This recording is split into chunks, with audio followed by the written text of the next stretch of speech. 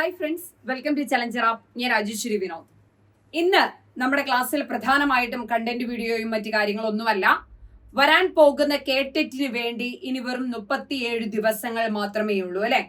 ഈ 37 ദിവസങ്ങൾ കൊണ്ട് നമുക്കറിയാം ഏറ്റവും ഇമ്പോർട്ടന്റ് ആയിട്ടുള്ള കേട്ടറ്റ് എക്സാമുകളിൽ ഏറ്റവും ഇമ്പോർട്ടന്റ് ആയിട്ടുള്ള ടോപ്പിക്കാണ് അല്ലെങ്കിൽ വിഷയമാണ് സൈക്കോളജി എന്ന് പറയുന്നത് അല്ലെ. ഈ സൈക്കോളജി 37 ദിവസമുണ്ട്. അതിൽ വെറും 15 ദിവസം കൊണ്ട് മാത്രം, വെറും 15 ദിവസം വിത്ത് റിവിഷൻ ഡേ ഉൾപ്പെടെ എങ്ങനെ പഠിക്കാം എന്നുള്ളതിനെ കുറിച്ചാണ്. സ്കിപ്പ് ചെയ്യാൻ വരട്ടെ. കാരണം ഈ സൈക്കോളജി 30 മാർക്കിന്റെ പഠിക്കുമ്പോൾ ഓരോ വിഷയങ്ങളുടെയും പെഡഗോജിക്കൽ ഏരിയയിൽ നിന്ന് 10 മാർക്കിന് വരുന്ന ക്വസ്റ്റ്യൻസ് നിങ്ങൾക്ക് ചെയ്യാൻ എളുപ്പമാകും എന്നുള്ളത് വസ്തുതാപരമായ കാര്യമാണ്. ഓക്കെ, അപ്പൊ അതുകൊണ്ട് തന്നെ എന്ത് ചെയ്യുക, ഈ സൈക്കോളജി പഠിക്കുക. ഇത്രയും ദിവസം, വെറും 15 ദിവസം മതി. ഓക്കെ, വെറും 15 ദിവസം കൊണ്ട് ഞാൻ പറയുന്ന രീതിയിൽ, ഞാൻ പറയുന്ന ടോപ്പിക്കുകൾ നിങ്ങൾ നോക്കുകയാണെങ്കിൽ, അത് ക്ലാസ് കാണേണ്ടവർ ക്ലാസ് കണ്ടുപഠിക്കാം, ക്ലാസ് വേണ്ട നോട്ട് മാത്രമെന്നുള്ളവർ നിങ്ങൾക്ക് റാങ്ക് ഫയലിലോ അല്ലെങ്കിൽ നിങ്ങളുടെ DLEDന്റെയോ BEdന്റെയോ ഒക്കെ നോട്ട് ബുക്കുകളിൽ നോക്കി പഠിക്കുക. പക്ഷേ ഈ ടോപ്പിക്കുകൾ ഇതത് ദിവസങ്ങളിൽ കഴിഞ്ഞു പോയിരിക്കണം. ഉറപ്പായിട്ടും സൈക്കോളജിയിലെ 30 മാർക്കും പെഡഗോജിക്കൽ ഏരിയയിൽ നിന്ന് വരുന്ന ഒരു 25 മാർക്കും നിങ്ങൾക്ക് സ്കോർ ചെയ്യാൻ 100% ഉറപ്പായിട്ട് പറ്റും. ഓരോ വിഷയത്തിൽ നിന്നും 10 മാർക്ക് വെച്ച് നോക്കുമ്പോൾ 40 മാർക്കിനാണ് പെഡഗോജി K1നും K2നും വരിക. പക്ഷേ ഞാനത് 25 മാർക്ക് എന്ന് പറയാൻ കാരണം ഓരോ വിഷയങ്ങളുടെയും തിയററ്റിക്കൽ ഏരിയ വരും. അത് നമ്മൾ പഠിച്ചാൽ മാത്രമേ നമുക്ക് കിട്ടുകയുള്ളൂ. മാത്സിന്റെ മാത്സ് പെഡഗോജി, സയൻസ് പെഡഗോജി. പക്ഷേ അതിലുപരി വരുന്ന ആപ്ലിക്കേഷൻ ലെവൽ ക്വസ്റ്റ്യൻ നമ്മൾ ഈ പഠിക്കുന്ന ഏരിയയിൽ നിന്നുള്ളതാണ്. അപ്പൊ മനസ്സറിഞ്ഞൊന്ന് ഈ ദിവസങ്ങളിൽ പഠിച്ചു പോവുകയാണെങ്കിൽ നിങ്ങൾക്ക് സക്സസ് ആവാൻ, അതായത് ഈ മാർക്കുകൾ സ്കോർ ചെയ്യാനായിട്ട് ഒരു 55 മാർക്ക് മേടിക്കാനായിട്ട് സാധിക്കും. അപ്പൊ അതെങ്ങനെയെന്ന് നമുക്ക് നോക്കാം. ഏതൊക്കെ ദിവസങ്ങളിലാണ് പഠിച്ചു പോകേണ്ടതെന്ന് നോക്കാം. അപ്പോൾ the great K1 K2 psychology study plan ആണ് നിങ്ങളുടെ മുമ്പിലേക്ക് അവതരിപ്പിക്കുക. വളരെ സിമ്പിൾ ആയിട്ടുള്ള ഒരു ടൈം ടേബിൾ ആണ്. ഇതിനോടൊപ്പം ബാക്കി വിഷയങ്ങളും കൂടെ ഫോളോ അപ്പ് ചെയ്ത് പോകാനുള്ള സമയമുണ്ട്. ആ രീതിയിൽ വളരെ ചുരുക്കിയാണ് ഇമ്പോർട്ടന്റ് ആയിട്ടുള്ള ഏരിയ, അതായത് സിലബസ് മുഴുവൻ കടിച്ചു കുടഞ്ഞല്ല ഞാൻ എടുത്തിരിക്കുന്നത്. ഇമ്പോർട്ടന്റ് ആയിട്ട് കഴിഞ്ഞ വർഷങ്ങളിൽ ചോദിച്ചിട്ടുള്ള ഏരിയാസ്, കവർ ചെയ്തു പോകേണ്ട ഏരിയാസിനെ ടാർഗറ്റ് ചെയ്തുകൊണ്ടാണ്. അപ്പൊ നമുക്ക് നോക്കാം. ഫസ്റ്റ് ഡേ എന്താണ് പഠിക്കാനുള്ള. ഡേ 1 നമ്മൾ കിടക്കുകയാണ്. ഡേ 1 ഇന്ന് എടുക്കുന്നവർക്ക്, ഇന്ന് വീഡിയോ കാണുന്നവർക്ക് ഇന്ന് എടുക്കാം, അതല്ലെങ്കിൽ നാളെ മുതൽ എടുക്കാം. Okay, no problem. ഡേ 1 എടുക്കുമ്പോൾ methods of studying child behaviour എന്ന് പറയുന്ന ടോപ്പിക് ആണ് ഫസ്റ്റ്. നമ്മുടെ സിലബസിലും ഫസ്റ്റ് ആ ടോപ്പിക് തന്നെയാണ്. ആത്മപരിശോധനാ രീതി. K1 K2 ആയതുകൊണ്ട് ഞാൻ മലയാളമാണ് കൂടുതൽ യൂസ് ചെയ്യുക കേട്ടോ.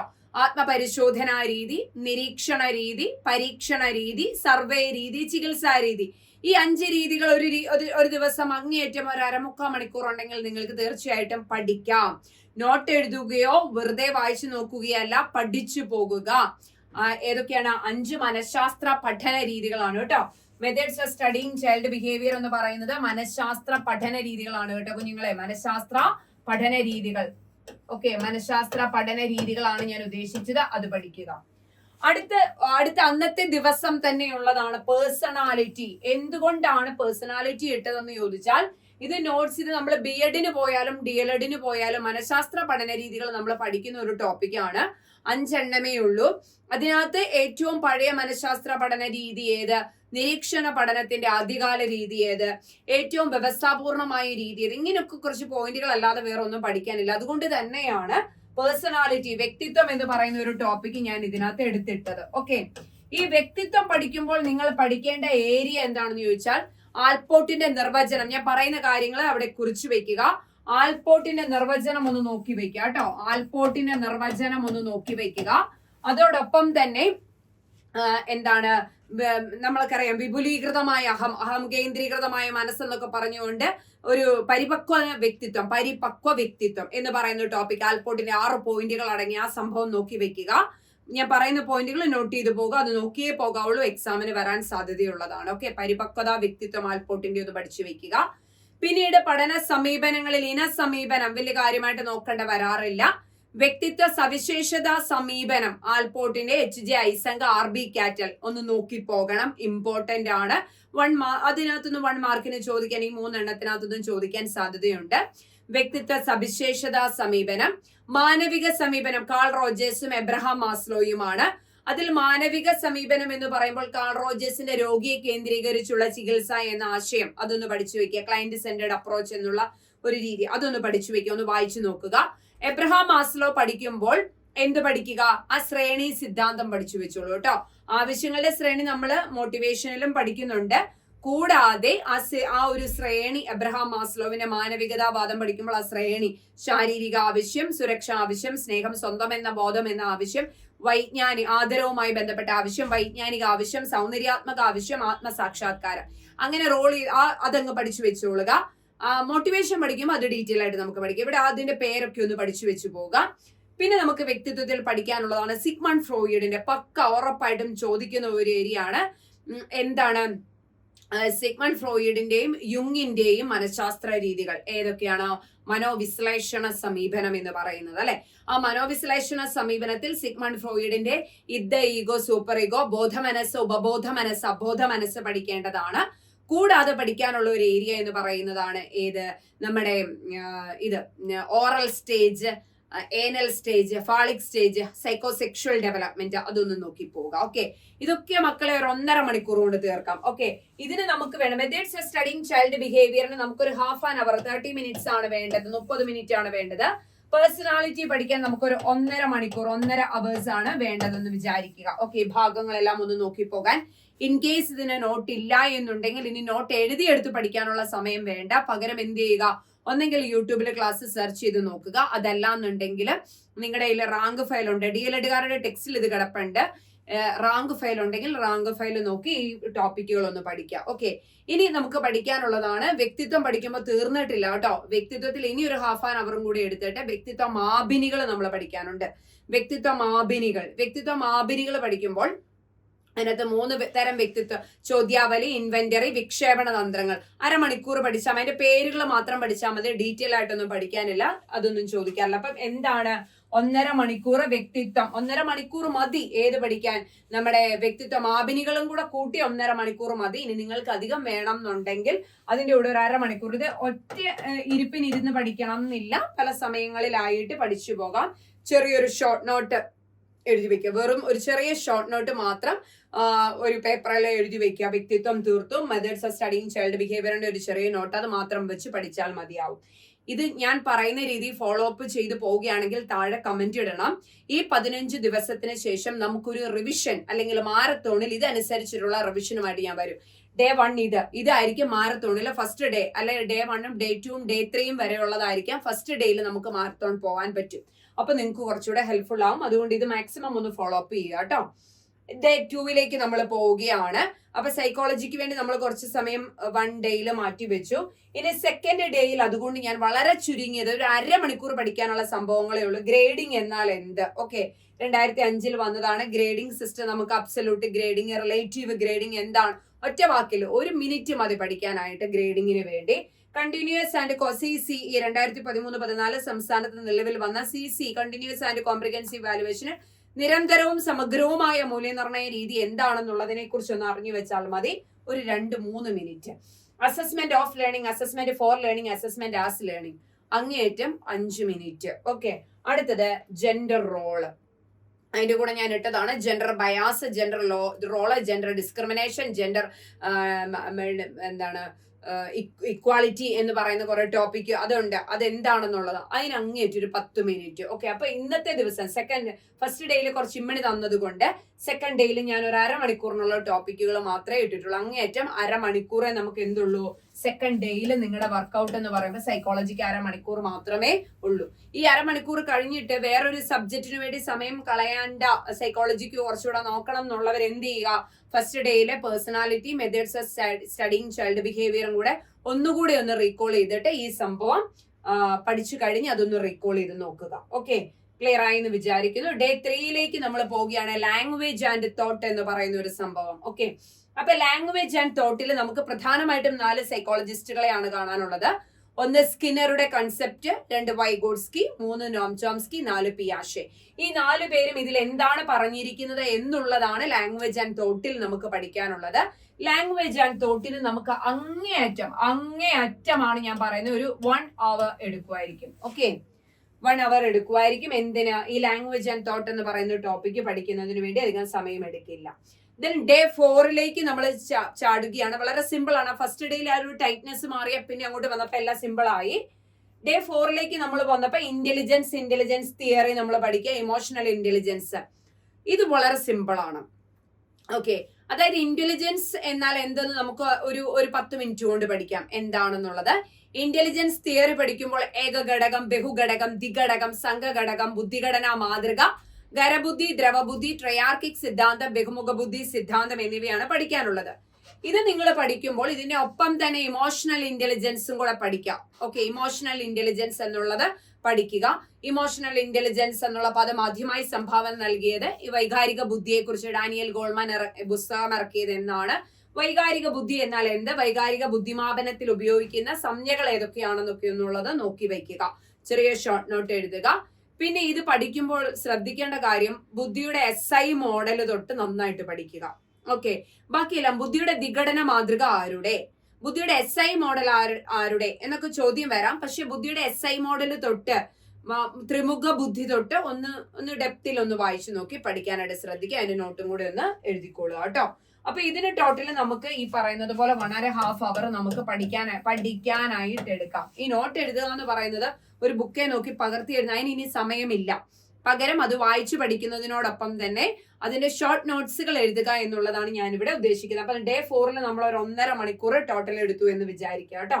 ഇനി ഡേ 5 എന്ന് പറയുന്നത് നിങ്ങളുടെ റിവിഷൻ ഡേ ആണ്. ഡേ 5 എന്ന് പറയുന്ന റിവിഷൻ ഡേയിൽ നിങ്ങൾ എന്തൊക്കെയാണ് ചെയ്യേണ്ടതെന്ന് ചോദിച്ചാൽ, ആദ്യത്തെ ദിവസം പഠിച്ച ആ ഒരു 2.5 മണിക്കൂർ നമ്മൾ എടുത്ത് പഠിച്ച ഏതാണ് മെത്തേഡ്സ് ഓഫ് സ്റ്റഡിങ് ചൈൽഡ് ബിഹേവിയറും പേഴ്സണാലിറ്റി, വ്യക്തിത്വം എന്ന് പറയുന്ന ടോപ്പിക്കിനെ ആദ്യം റീകോൾ ചെയ്യുക. അതിനുശേഷം 2ാമത്തെ ദിവസത്തെ വളരെ സിമ്പിൾ ആയിട്ടുള്ള അസസ്മെന്റ് ആൻഡ് ഇവാലുവേഷൻ എന്ന് പറയുന്ന ടോപ്പിക്കുകൾ ഒന്ന് പഠിക്കുക. അസസ്മെന്റ് ആൻഡ് ഇവാലുവേഷൻ ഒന്ന് പഠിച്ചു പോവുക.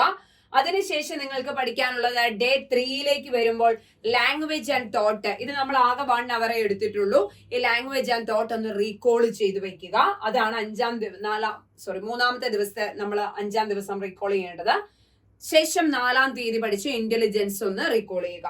മക്കളെ, ഇത് ഇത്രയും നമ്മൾ റീകോൾ ചെയ്തു. നിങ്ങൾ ക്വസ്റ്റ്യൻ പേപ്പർ ഒന്ന് നോക്കണ്ടേ, 15 ദിവസം കഴിഞ്ഞിട്ട് ക്വസ്റ്റ്യൻ പേപ്പർ നോക്കിയാൽ മതി. ഞാൻ പറയുന്നത് കണ്ടന്റ് പഠിക്കുക എന്നുള്ളതാണ്, കണ്ടന്റ് മനസ്സിലാക്കുക എന്നുള്ളതാണ്. ഓക്കെ, കണ്ടന്റ് മനസ്സിലാക്കുക. 15 ദിവസമാണ്, 37 ദിവസം നമ്മുടെ മുമ്പിലുണ്ട്. 15 ദിവസം മാത്രമാണ് ഞാൻ ഇതിനു വേണ്ടി എടുക്കുന്നത്, K1 K2ന്റെ സൈക്കോളജി പഠിക്കുന്നതിന് വേണ്ടി.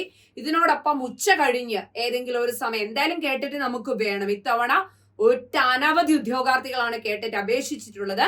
സോ നമുക്ക് പഠിക്കണം, ജയിക്കണം. ഇത് ഒരുപക്ഷെ കേട്ടിട്ട് ലാസ്റ്റ് LPUPക്ക് മുമ്പുള്ള ലാസ്റ്റ് കേട്ടിട്ട് ആയേക്കാം, അല്ല പക്ഷേ റിസൾട്ട് വരുമ്പോൾ നോക്കുമ്പോൾ ലാസ്റ്റ് കേട്ടിട്ട് ആയേക്കാം.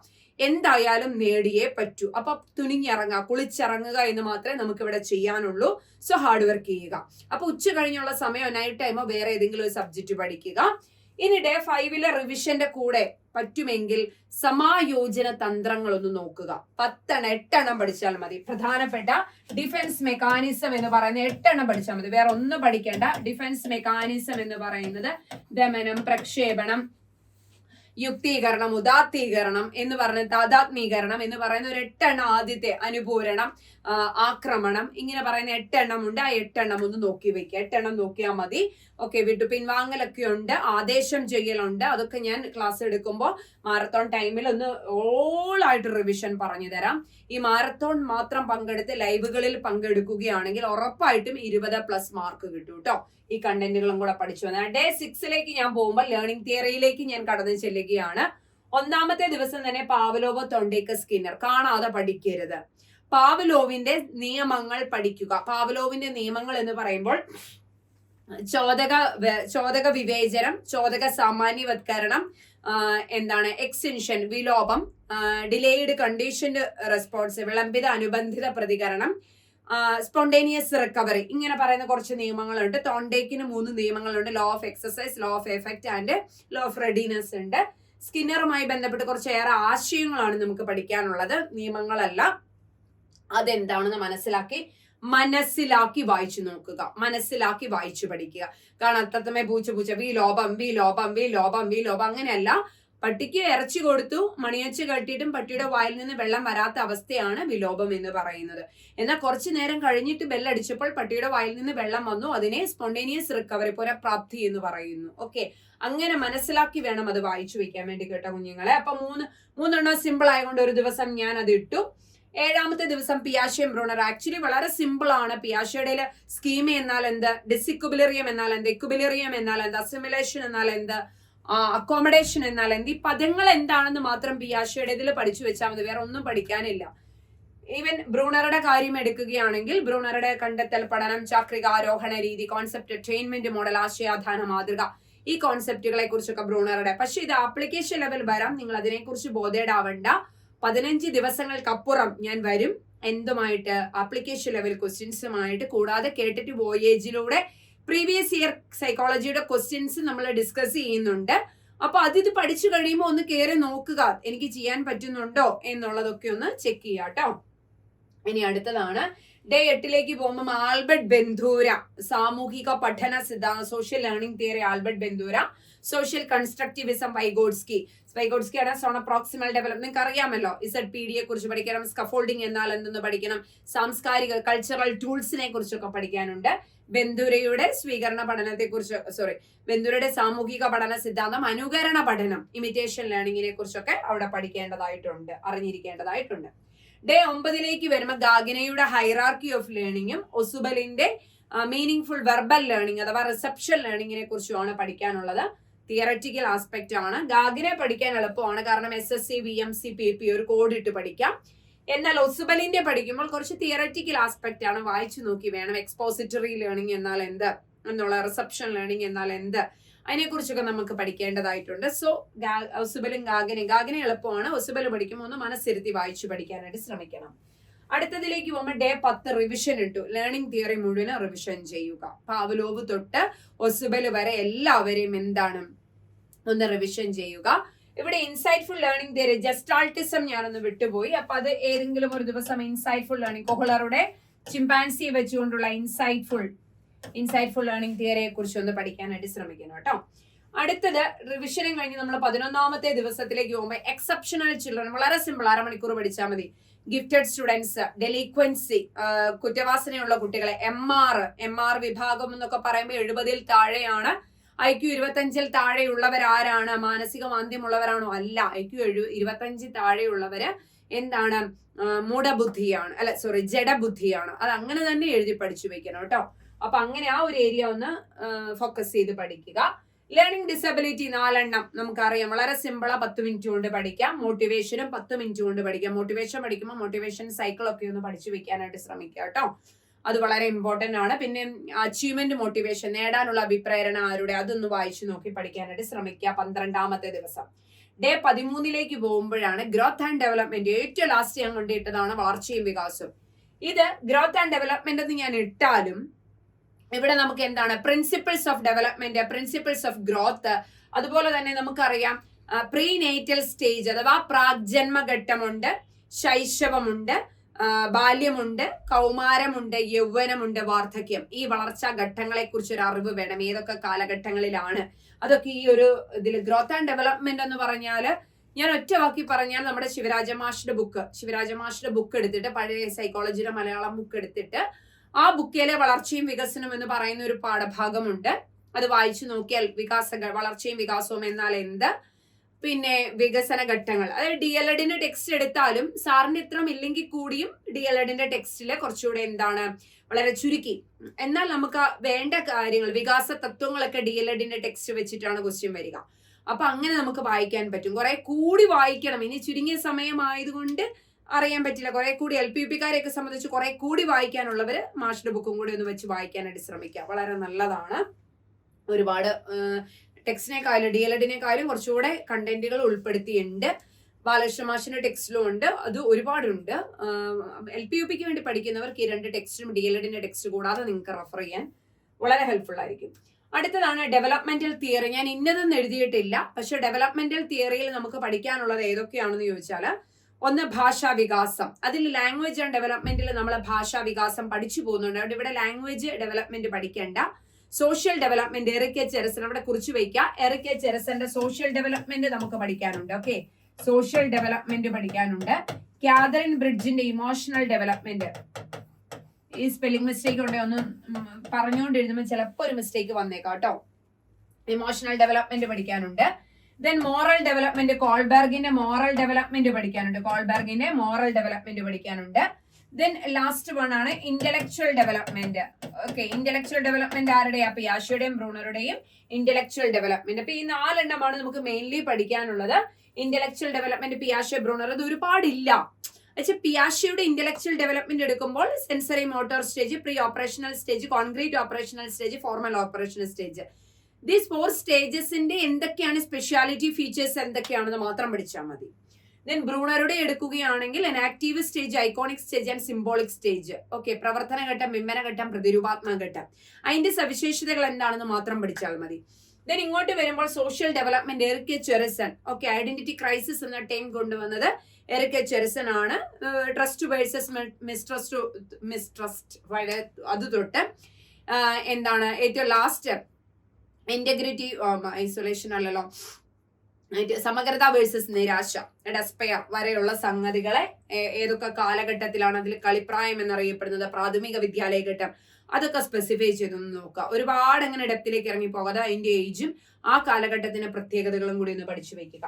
ഇമോഷണൽ ഡെവലപ്മെന്റ്, കാതറിൻ ബ്രിഡ്ജിന്റെ സംത്രാസം മുതൽ ആനന്ദം വരെയുള്ള 24 മാസത്തിനുള്ളിൽ വരുന്ന വികാരങ്ങൾ എന്തൊക്കെയാണെന്ന് നോക്കി വെക്കുക. സ്പെഷ്യലി ഒരുപാട് ചാപ്റ്റർ മുഴുവനും കാണാതെ പഠിക്കേണ്ട. ഓരോ ജനിക്കുമ്പോൾ ഉള്ളത് 3-ാം മാസം, 6-ാം മാസം, 12-ാം മാസം, 18-ാം മാസം, 24-ാം മാസം, ഈ ഓരോ മാസത്തിലെ പ്രത്യേകതകൾ മാത്രം പഠിക്കുക.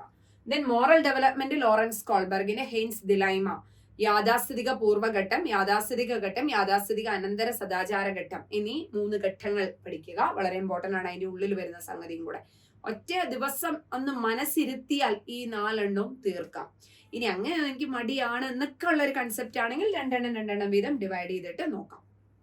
ഓക്കെ, 15 ദിവസം ആകാൻ പോവുകയാണ്. നെക്സ്റ്റ് ഡേ നമ്മുടെ 14 കഴിഞ്ഞു. 15-ലെ ഡെവലപ്മെന്റൽ തിയറിയാണ് തന്നെയാണ് ഞാൻ ഇട്ടേക്കുന്നത്. ഇത് ഈ ദിവസം കൊണ്ട് തീർക്കുകയാണെങ്കിൽ 15-ാമത്തെ ദിവസം എടുത്തിട്ട് റിവിഷൻ ഡേ ഇടാം.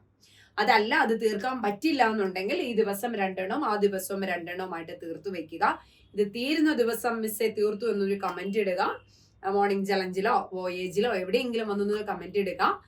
ഒരു ഗ്യാപ്പ് ഇല്ലാത്ത രീതിയിൽ കമ്മ്യൂണിക്കേറ്റ് ചെയ്യുക. 15-ാമത്തെ ദിവസം നിങ്ങൾ റെസ്റ്റ് എടുക്കുന്നു, അല്ല ദിവസം റിവിഷൻ, അന്നത്തെ ദിവസം റിവിഷനോ അല്ലെങ്കിൽ ഡെവലപ്മെന്റൽ തിയറിയാണ് പഠിക്കുന്നത്. 16-ാമത്തെ ദിവസം ഒരു ദിവസം കൊടുക്കുക. 17-ാമത്തെ ദിവസം വീണ്ടും ഞാൻ നിങ്ങളിലേക്ക് വരും. അത് നമുക്ക് മാരത്തോണിന് തുടങ്ങുമോ എന്ന് എനിക്ക് അറിയില്ല. ഇൻ കേസ് മാരത്തോൺ തുടങ്ങുകയാണെങ്കിൽ നമ്മൾ ടോപ്പിക് ഓറിയന്റഡ് ആയിട്ടുള്ള മാരത്തോൺ ഉണ്ടാവും. അതല്ല എന്നുണ്ടെങ്കിൽ ഈ ടോപ്പിക്കിനെ ബേസ് ചെയ്തുകൊണ്ട് എന്നാൽ തരാൻ പറ്റുന്ന മാക്സിമം ക്വസ്റ്റ്യൻസ് ഇതിനെ ബേസ് ചെയ്തുകൊണ്ട് 1 വേർഡ് ക്വസ്റ്റ്യൻസുമായിട്ട് ഞാൻ വരാം. നിങ്ങളുടെ ഭാഗത്തു നിന്ന് സപ്പോർട്ട് വേണം. ഞാൻ മാത്രം വിചാരിച്ചാൽ പോരാ. നിങ്ങളുടെ ഭാഗത്തു നിന്ന് ഓരോ ദിവസത്തെയും കഴിയുമ്പോൾ ഈ വീഡിയോയുടെ താഴെ വന്ന് മിസ് കഴിഞ്ഞു എന്ന് പറയും. ഇന്നത്തെ ഡേ 1 കംപ്ലീറ്റഡ്, ഫിനിഷ്ഡ് ഒരു ടിക്ക് ഇടുമ്പോൾ നമ്മുടെ മനസ്സിലുണ്ടാവുന്ന ഒരു ആത്മസംതൃപ്തി. സൈക്കോളജി തീർന്നു. സൈക്കോളജി പഠിച്ച മക്കളെ പെഡഗോജിയുടെ മാർക്കും കൂടെ കൂട്ടി 55 മാർക്ക് കിട്ടും. കെവണ്ണുകാരെ സംബന്ധിച്ച് ബാക്കിയുള്ള മാർക്ക് ഈസി ആയിട്ട് EVS മാത്സിൽ ഇംഗ്ലീഷിൽ നിന്നും എടുക്കാനായിട്ട് പറ്റും. K2കാരെ സംബന്ധിച്ച് കോർ സബ്ജക്റ്റിൽ നിന്നും ഇംഗ്ലീഷിൽ നിന്നും മലയാളത്തിൽ നിന്നും സ്കോർ ചെയ്യാൻ പറ്റും. അപ്പൊ മക്കളെ, നല്ലൊരു സ്റ്റഡി പ്ലാൻ ആണ്. എനിക്ക് ഒരുപാട് ഇഷ്ടപ്പെട്ട ഒരു സ്റ്റഡി പ്ലാൻ ആണ്. നല്ല രീതിയിൽ തന്നെ ഇതിനെ ബേസ് ചെയ്ത് പഠിക്കുക. ഇതിനെ ബേസ് ചെയ്ത് പഠിച്ചാൽ ഇത്ര മാർക്ക് മേടിക്കാൻ പറ്റും എന്ന് എനിക്ക് നല്ല കോൺഫിഡൻസ് ഉണ്ട്. അപ്പൊ എന്റെ കോൺഫിഡൻസോട് കൂടി തന്നെ നിങ്ങളും പഠിച്ചു പോവുക. വരും ദിവസങ്ങളിൽ നമുക്ക് ഇതുമായി ബന്ധപ്പെട്ട ക്ലാസ്സുമായി കാണാം. അപ്പൊ നല്ലൊരു ദിവസം ആശംസിക്കുന്നു. ഇനി വരും ദിവസങ്ങളിൽ തുടർച്ചയായി നമുക്ക് കണ്ടുകൊണ്ടേയിരിക്കാം. കേട്ടിട്ട് വോയേജും കേട്ടിട്ട് മോർണിംഗ് ചലഞ്ചും നിങ്ങൾക്ക് ഇഷ്ടപ്പെട്ടു എന്ന് വിചാരിക്കുന്നു. എനിവേ, മറ്റൊരു ക്ലാസ്സുമായി ഉടനെ കാണാം. Thank you.